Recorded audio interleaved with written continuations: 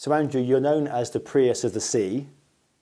Tell us a bit about Corvus and the market that you're tapping into. Oh, sure, Paul. Well, here at Corvus, we're a relatively small company, a startup company really just transitioning into its commercial phase. We're about 60 people, the majority of them here in Richmond, BC, but really we have folks spread over the entire globe.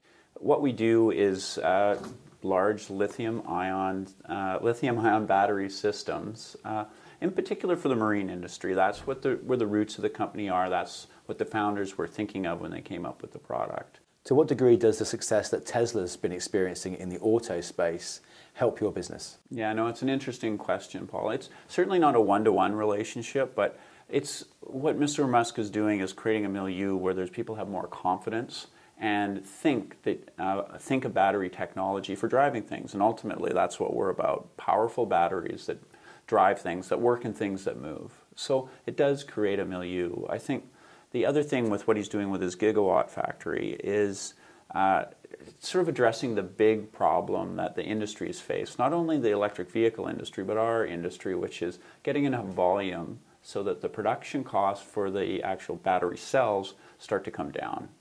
Volume will drive those costs down, and as those costs comes down, the value propositions improve. And as the value propositions improve, we know there'll be more adoption. I think there's lots of belief that the solutions work and make sense, lots of confidence, but with the high price tag, it's a push.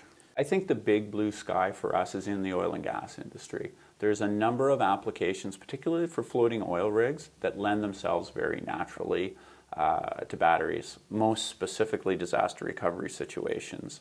If we think that the rig that was in the Gulf that had a problem with BP, now if that had a disaster recovery scenario based on our batteries where they could have cut the string and moved the vessel away when it's in total blackout away from the problem area, that would have saved a lot of damage. And the industry, and the oil and gas industry that is, well understands that.